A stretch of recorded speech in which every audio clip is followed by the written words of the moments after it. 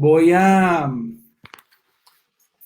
contarles hoy con un estudio que hemos hecho a fondo de la ley de financiamiento, que para que tengan una idea tiene 232 artículos, un poco más. Ya les digo el nombre exacto. Es una ley grandísima que además el gobierno pasa a última hora para que los congresistas la estudien y la voten de manera expedita, lo que llamamos aquí el pupitrazo limpio. Sin embargo, hay que decirles que esta ley de financiamiento es una reforma tributaria disfrazada, que tiene unos micos por dentro que nos hacen pensar que esta cortina de humo del IVA a los productos de la canasta familiar tal vez hasta no era cierta, porque lo que hemos encontrado dentro es bastante aberrante. Por ejemplo, hay que decir primero que el IVA a la canasta familiar está casi muerto, ya todos los partidos se han pronunciado en contra. El Partido Conservador, el uribismo, en su juego macabro de yo genero el problema y yo después doy la solución para que el pueblo piense que soy justo y héroe, pero sobre el uribismo hay que decir que ellos fueron los autores de la misma ley durante el gobierno de Álvaro Uribe. En 2006 y en 2002 ellos ya presentaron una reforma para gravar los productos de la canasta familiar y fue rechazada esta vez por la Corte Suprema. Entonces uno no entiende cómo ahora aparece Uribe a decir que no hay que grabar los productos de la canasta familiar y etcétera, hacerse el héroe cuando él ha sido con su ministro Carrasquilla, que además es su mismo ministro, el autor de esta intentona, doble intentona de grabar los productos de la canasta familiar. ¿Por qué es injusto grabar los productos de la canasta familiar? Porque al obrero aquí este año se subió el 4,09% de salario. Y grabar con 19% productos que no tienen IVA es como es un aumento del mercado en 19 puntos cuando les subieron solamente 4 de salario. O sea, estarían perdiendo prácticamente como unos 5 años de poder adquisitivo. Lo que se han ganado en los aumentos salariales de los últimos 5 años los perderían inmediatamente con un IVA a la canasta familiar, porque no es subir del 16 al 19 como hizo Santos, sino del 0 al 19, o sea, 19 puntos porcentuales.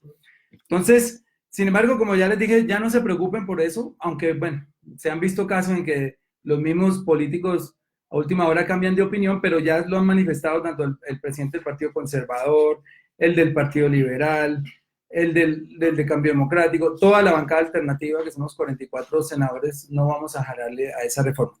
Pero la reforma, como les dije, era 220 páginas, pero tiene 87 artículos. En el articulado vienen unos micos gigantísimos. O sea, aparte del IVA a la canasta familiar, hay otros IVAs que son verdaderamente monstruosos, digamos la palabra. Por ejemplo, el IVA a los libros. Un país que tiene un porcentaje de lectura de 1,8 libros por persona, eso es un dato de ayer fresquito de la Cámara Colombiana del Libro, no puede darse el lujo de subirle el IVA a los libros cuando no estamos leyendo, porque eso causaría dos efectos principales. El primero, pues obviamente vamos a mandar a la gente a que siga comprando pirata. O sea, vamos a seguir en la ilegalidad. Esto es uno de los países donde más se piratean libros. Y lo segundo, pues los que tenían la costumbre de comprar sus libros en las librerías, pues ya no van a poder. De por sí ya hay, los libros recién salidos tienen un precio cercano a los 50,000 pesos, que harían costando casi 60,000 pesos o 65,000 pesos los libros. Imposible de comprar en un país que no lee. Tenemos unos niveles paupérrimos de lectura. Lo segundo, están grabando los espectáculos culturales, el mismo cine, al cine le van a poner IVA, que es una de las pocas distracciones sanas que tienen los colombianos.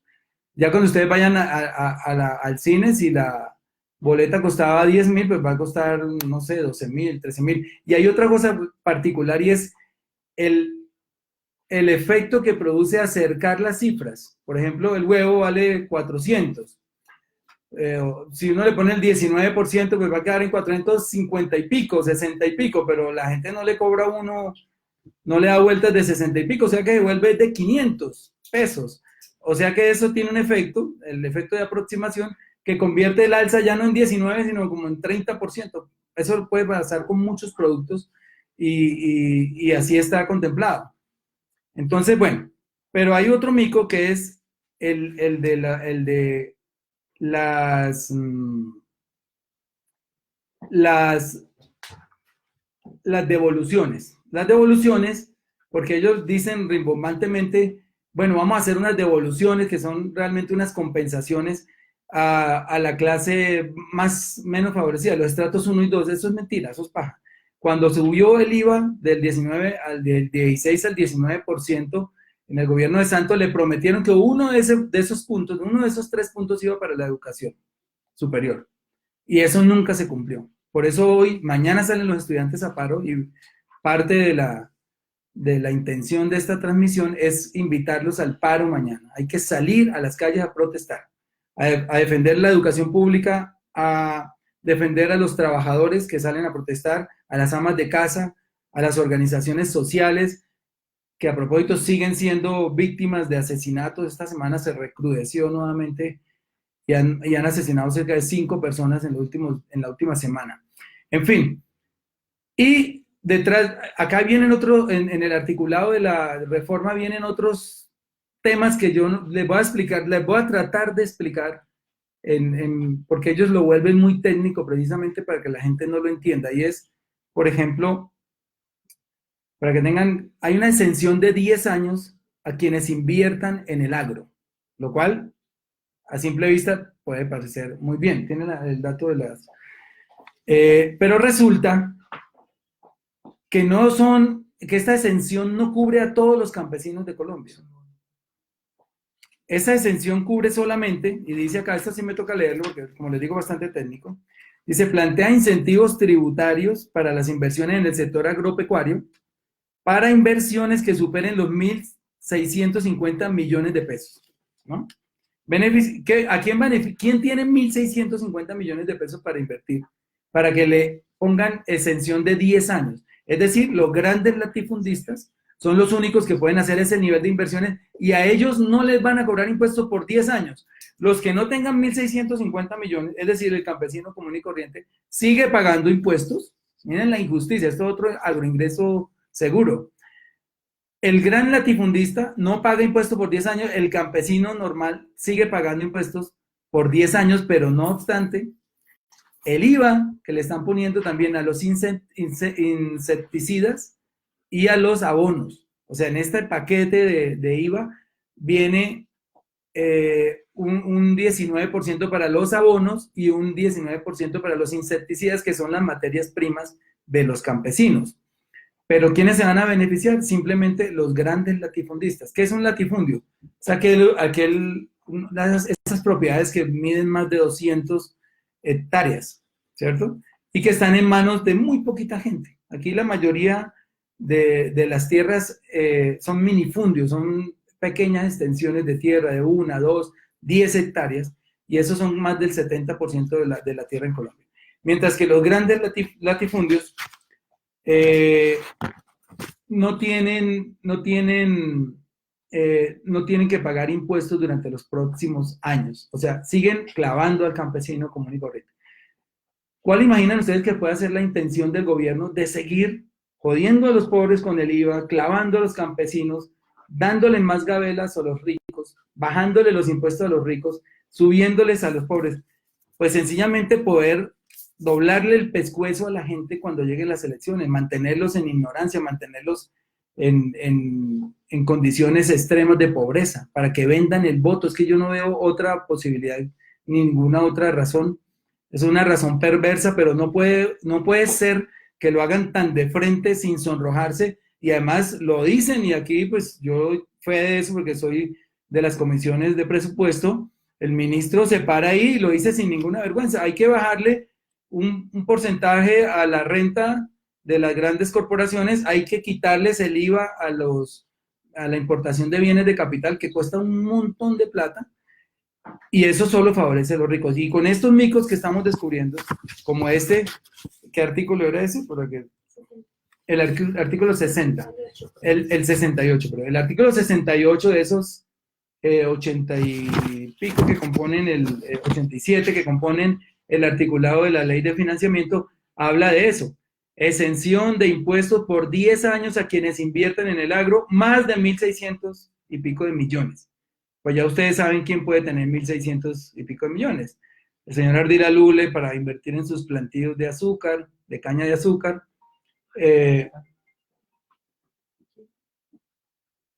Los palmicultores, se me cortó allá en Facebook. Les venía contando, bueno. Pero hay otras cosas que tal vez ustedes,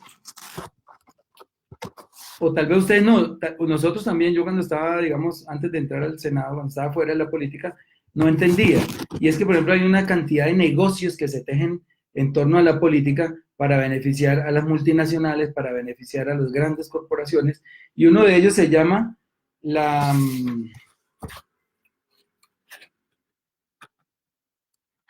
¿Cómo se llama la del...?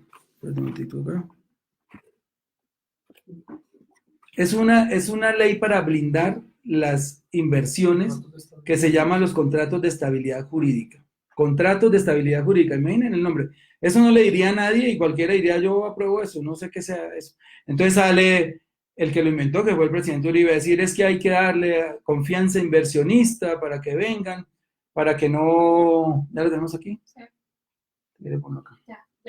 Entonces dicen, vamos a hacer, a generar confianza inversionista, ¿cierto? Salen y dicen, hay que traer capital extranjero para generar empleo, para generar divisas, pero detrás viene un negocio, están escondiendo siempre un negocio. Y estos contratos de estabilidad jurídica, que es otro de los micos que trae la reforma,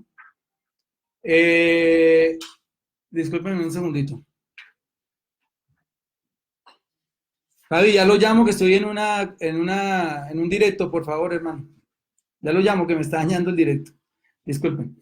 Se inventaron los contratos de estabilidad jurídica, que no es nada más ni nada menos que blindar todas las exenciones de impuestos que les hacen a las grandes multinacionales. Aquí les tengo que explicar para que lo entiendan con un poco de detenimiento. Pasa que, por ejemplo, las petroleras dicen, yo llego a Colombia, pero si me bajan los impuestos de tal cosa.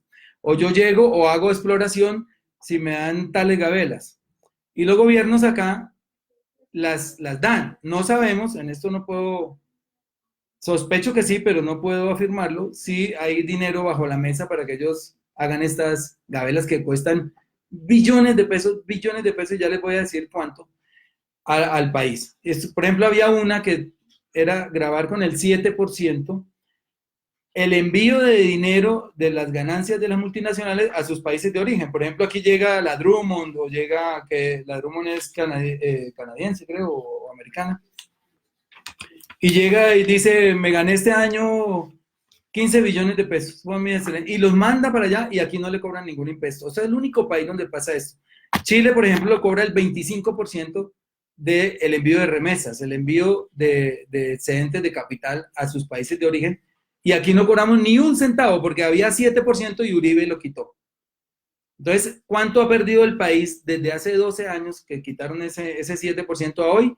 Hay empresas, hay gremios especializados en cuantificar estas pérdidas y nos dicen que por esas exenciones, no solo esas, sino otras que hay, el país ha perdido 88 billones de pesos. 88 billones de pesos. El faltante, porque con el que están justificando la presentación de esta ley de financiamiento o reforma tributaria, es de 14 billones. Solo en exenciones le regalamos 88 billones a las multinacionales. ¿Con qué objetivo? ¿Con qué misión? ¿A cambio de qué? Nunca lo sabremos. Entonces inventan los contratos de estabilidad jurídica para que estas empresas no solamente coman de esas exenciones un año, ni dos, ni tres, sino pueden ser 20 años, porque firman contratos de estabilidad jurídica por 20 años. Pues el gobierno de Santos vio que eso era una aberración y en el 2012 las quitó los contratos de estabilidad jurídica. Y ahora esta reforma tributaria, esta ley de financiamiento, las está reviviendo. ¿Ok? ¿Qué quiere decir? Quieren volverles a brindar a estas multinacionales que pagan muy poquitos impuestos. Incluso tenemos cuadros comparativos que muestran cómo países con una minería más o menos similar cobran 30, 40, 50% más de impuestos de lo que se cobra aquí. Se les cobra muy poquito. Y un ejemplo, se lo he puesto a ustedes varias veces, es lo que pasa en La Guajira. La Guajira exporta más o menos 30 millones de toneladas de carbón al año y ustedes ven que ese departamento no tiene ni agua, no tiene acueductos, los niños mueren de hambre. ¿Por qué? Porque las multinacionales se llevan casi todo y las pocas regalías que dejan, porque si dejan regalías, pues se las roban los políticos. Y vemos un ejemplo de un departamento muy rico en recursos mineros como La Guajira, que ni siquiera tienen agua porque esa minería del carbón necesitaba el agua para poder explorar y desvió su río Ranchería. O sea, el único río que tenía La Guajira lo desviaron simplemente para entregarle el agua a la minería y no les importó que se murieran de sed los niños de La Guajira y los adultos. Y eso pasa con la minería. Esa es una injusticia que pasa. Pues esta reforma tributaria del ministro Carrasquilla, que no es otra reforma tributaria distinta que la de Álvaro Uribe, porque Álvaro Uribe fue su jefe durante su gobierno y lo puso aquí a que tú fueras el mismo ministro de Iván Duque. Pues esta reforma trae micos como ese, de los contratos de estabilidad jurídica, como incentivos para el agro, pero solamente para los grandes latifundistas, para los ricos, y quiere cargarle todo ese peso, todos esos descuentos a la gente pobre a través del IVA. Imagínate, el IVA al pan, el IVA a los huevos, el IVA al agua en botella, al IVA al arroz, pero no el IVA al azúcar, por ejemplo. Ahí es donde están los contrasentidos. ¿Quién financia esas campañas? Los ingenios azucareros. Y aquí prefieren ponerle IVA al agua en botella y no a la gaseosa, que hace dañina. Y se ha mostrado en el mundo y mueren miles y miles de personas en el mundo por el exceso de azúcar. En fin, entonces mañana nos van a decir, porque ese es el paso que sigue, bueno, si no podemos grabar los productos de la canasta familiar con IVA, ¿de dónde vamos a sacar los 14 billones de pesos? Pues aquí, este live es para decirles de dónde salen, que hemos hecho una listita que ya les voy a mostrar, y es que 14 billones es una bicocada al lado de todos los dineros que está perdiendo la nación en manos de la corrupción, de las exenciones tributarias, del dinero que sacan los ricos hacia los paraísos fiscales para no tributar en Colombia. Entre ellos, y ustedes ya saben que apareció ahí el ministro, en los Panama Papers, que fue un caso periodístico de investigación que denunció de solo Colombia a 1.000 y pico de personas, 1.100 personas que tenían dineros en los paraísos fiscales para no tributarlos en Colombia. Pues bueno, mire, de esos 14 billones de pesos salen muy fácil. Salen 50 de la corrupción. El Contralor General lo dijo antes de irse. En Colombia se roban 50 billones de pesos al año. Y aquí solo faltan 14. Simplemente frenando la corrupción ganábamos 50 millones de pesos. Billones. ¿Cómo se frenaba la corrupción? En parte, muy buena parte, con los proyectos que emanaron de la consulta anticorrupción y que el gobierno se comprometió a presentar y presentó. Se comprometió a aprobar antes de diciembre. Ustedes recuerdan que hubo una consulta anticorrupción, ahí había unos puntos que podían haber combatido la corrupción y le hubieran podido quitar a esos 50 billones por lo menos la mitad. Y eran 7 puntos. Y el gobierno salió a apoyarlos y hizo rueda de prensa y todo el mundo salió contento, nosotros también. Y resulta que no les puso mensaje de urgencia en el Congreso y cuando los proyectos no tienen mensaje de urgencia, pues se quedan perdidos entre la maraña de proyectos que llegan a la Secretaría del Senado o a la Secretaría de la Cámara. Y esos proyectos hasta ahora se están debatiendo, pero como hay algunos que son reformas constitucionales, las reformas constitucionales necesitan de 8 debates, ya se sabe que hasta diciembre, que es cuando legisla el Congreso, no se van a poder sacar. O sea, prácticamente toda la reforma, el paquete de reforma anticorrupción está hundido prácticamente.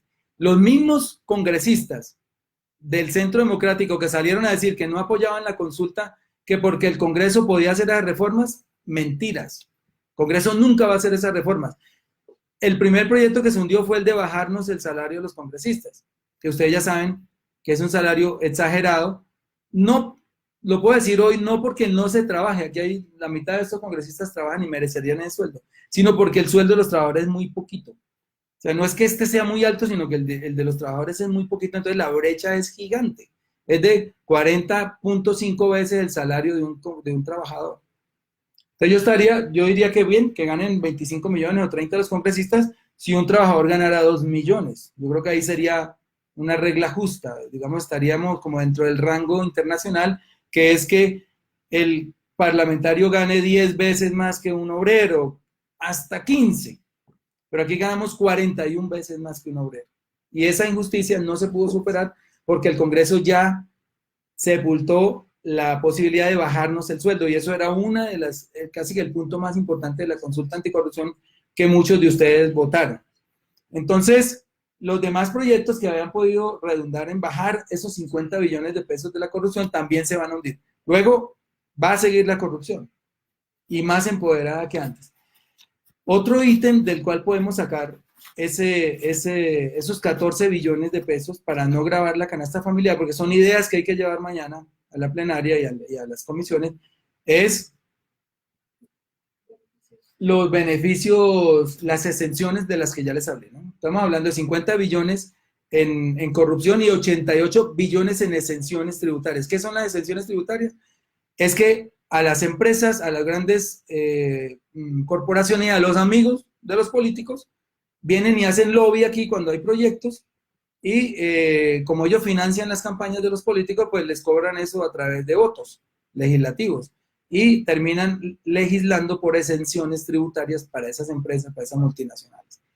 Digámoslo directamente, es billete que corre por debajo de la mesa.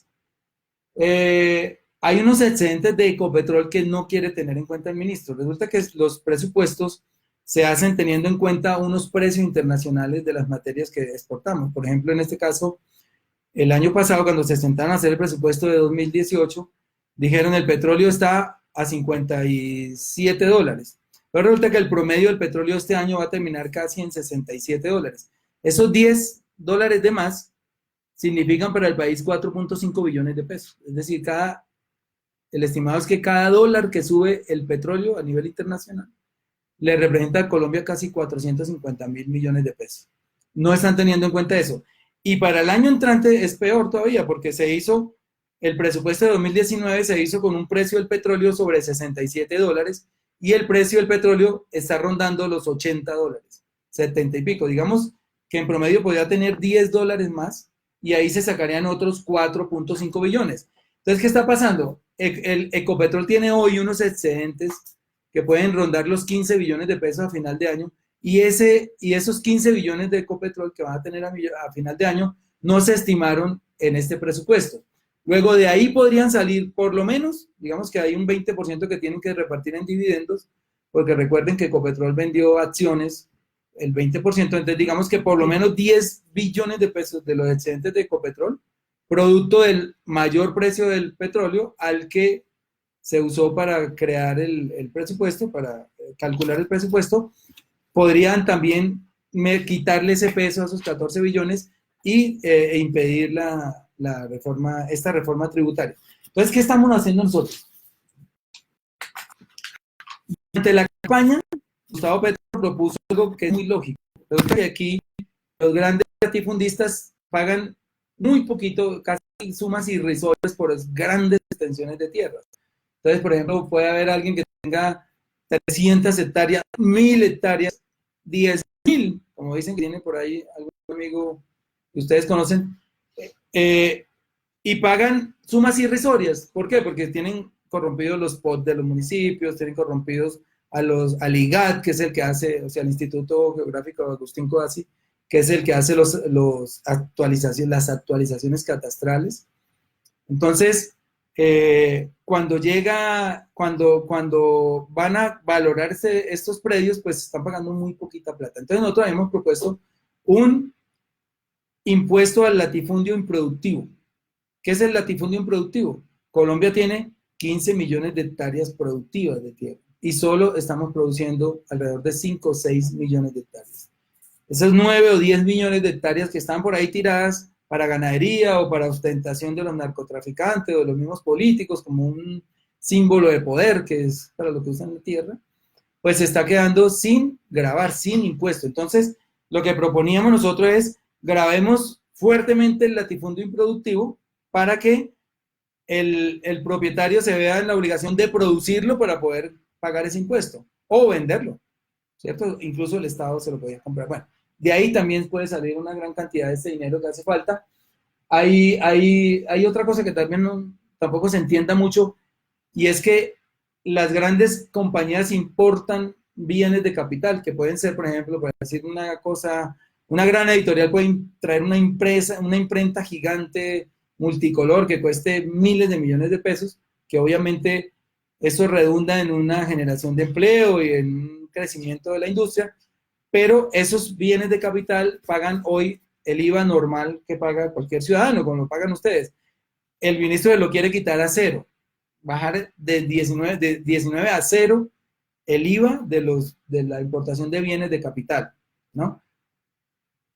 No estaría mal si el país estuviera durante una, digamos, una bonanza o si estuviéramos bollantes en dinero, porque eso ayudaría a que las empresas traigan maquinarias y se impulse, digamos, un poco otra revolución industrial que no hemos tenido aquí todavía. Pero quitarlo de una vez, pues le causa un hueco de 6 billones al Estado, 6 billones, más los 14 que faltan, serían 20. Entonces, por eso es que esta reforma, y ahí están los micos, está buscando más de 25 billones de pesos. ¿Para qué? Primero, para pagar los 14 que tiene desfinanciamiento el presupuesto. ¿Qué quiere decir? El presupuesto tiene 259 billones de pesos, cuesta, pero los ingresos del país van a ser 14 billones menos. Es decir, nos tocaría buscar los 14 donde fuera. Y ellos la vieron muy fácil, saquemos a los pendejos que no tienen voz ni voto, que son ustedes. Perdonen que les hable así. ¿Y a través de qué? Del IVA. Entonces les cobramos IVA al pan, IVA IVA al agua, IVA a la papa, a la yuca, bueno, etc. O sea, ya ese tema ya lo tienen bien memorizado porque es lo que se ha trillado estos días. Pues nos paramos en la raya y ya les toca echar para atrás ese IVA a la canasta familiar, entonces van a empezar a mirar de dónde más van a sacar esos 14 billones. Hay que esperar con qué perlas nos llega el gobierno en estos días, pero yo les estaré contando porque es muy importante, es el bolsillo de ustedes, de verdad. Es el bolsillo de la clase media, es el bolsillo de los pobres, es el bolsillo de los trabajadores, de esos profesionales que se joden tanto trabajando, estudiando, perdón, 10, 15, 20 años para salir a ganarse un sueldito de 2.800.000, pues ya también le cayeron a esos salarios a pagar unos impuestos altísimos. Yo acepto que una persona que gane más de 10 millones de pesos pague impuestos altos, pero una persona que sale incluso con ese salario a pagar el ICETEX porque sale endeudado, ya lo empezaron a grabar y no es verdad que sea a partir de 4 millones, sino es de 2.800.000 pesos. Los que ganen más de 2.800.000 pesos tienen que bajarse de una parte importante de ese salario. En fin, entonces el mensaje final, ya para no cansarlos tanto, es salgan a marchar mañana, amigos, amigas, salgan incluso si les toca hasta llevar el perro, llévenlo, lleven la mamá, la tía, la abuelita. El gobierno tiene que ver la presión social en las calles, tiene que ver que sí somos una fuerza. Ellos pueden ser mayoría aquí en el Congreso, pero nosotros somos mayoría en las calles. Esa es la frase que tenemos que tener en la cabeza. Y en 2022 vamos a ser mayoría en las urnas. Es imperdonable que les vuelvan a creer. Hay mucha gente incauta y ahí están arrepentidos, que yo voté por Duque y me siento traicionado. Eso que está pasando es bueno por eso. Pero es imperdonable volverles a creer. No son sinceros a la hora de hacer campaña. Miren la cantidad de videos que circulan por las redes de Duque consiguiendo votos diciendo menos impuestos, más salario mínimo. Lo veré en la negociación del salario mínimo, que es ya el otro mes. Esperen tantico y alisten los videos donde decía hay que darle más salario mínimo a la gente. No le van a subir más de lo que va a subir la inflación y por ahí un puntito más. No van a hacer lo que están haciendo las grandes potencias, que es aumentar los salarios considerablemente para que la gente tenga capacidad de compra, y cuando la gente sale a comprar, pues genera una dinámica en la economía impresionante que incluso beneficia a los ricos, porque si le subieran el salario, por ejemplo, como piensa hacer Andrés Manuel López Obrador en México, que en los próximos 2, 3 años piensa treparlo 30%, pues la gente va a tener mucho más dinero para viajar, para comprar un mejor celular, mejores zapatos, para educar a los hijos, etcétera. Y todo eso, ¿a quién beneficia? Pues a los dueños de esas fábricas, a los dueños de la industria hotelera, a los dueños de la industria manufacturera, en fin. Es algo que no han entendido y es muy fácil de entender. Obama lo entendió. Por ejemplo, en el último año que estuvo Obama subió los salarios 30%, de 7.70 la hora a 10.30. Y yo que estaba viviendo allá les puedo dar fe de la cantidad de gente saliendo de los centros comerciales con 80 bolsas. Es una vaina así que no podían con las bolsas comprando, porque tienen más capacidad de compra. ¿Y eso en qué beneficia? Pues a la industria, al comercio, etc. Aquí no lo han querido entender y quiero ver a Duque en un mes, cuando se empiece a negociar el salario mínimo, recordándole la campaña que hizo de menos impuestos, más salario mínimo. Va a ser al contrario. Menos salario mínimo, más impuestos. Eso es lo que está diciendo. Y si nos volvemos a dejar engañar, no tendría nombre esta nueva campaña. En fin, compañeros, quería contarles eso.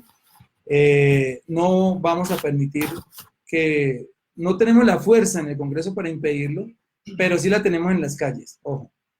Si salimos en gran número, podemos detener estas reformas. Si ellos ven que esas manifestaciones son flojas, se van a burlar y aquí nos aplastan y nos imponen los impuestos que les dé la gana, porque a eso vinieron, a hacerle el mandado a los grupos económicos, son empleados de los grupos económicos. Nosotros no tenemos unos presidentes independientes aquí, nunca. Siempre el presidente o le debe favores a los grupos económicos que le financian las campañas, o le deben favores a las multinacionales, le deben favores a la clase política corrupta, en fin. No tenemos presidentes independientes. Entonces, la manera de hacerle ver que no nos vamos a dejar meter estos goles es esa, saliendo a las calles mañana y estar atento a los anuncios porque las movilizaciones van a continuar. Incluso lo dijimos hoy en una rueda de prensa, si tenemos que llegar a un paro cívico nacional indefinido, paralizamos este país, pero ellos tienen que darse cuenta que la mayoría somos nosotros que estamos en las calles y que no nos vamos a dejar imponer más impuestos arbitrarios y regresivos como este.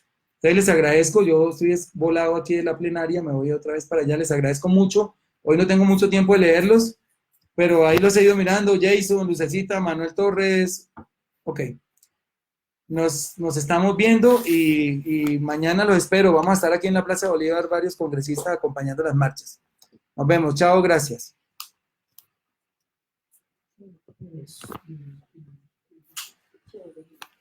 Bueno, finalizar el video.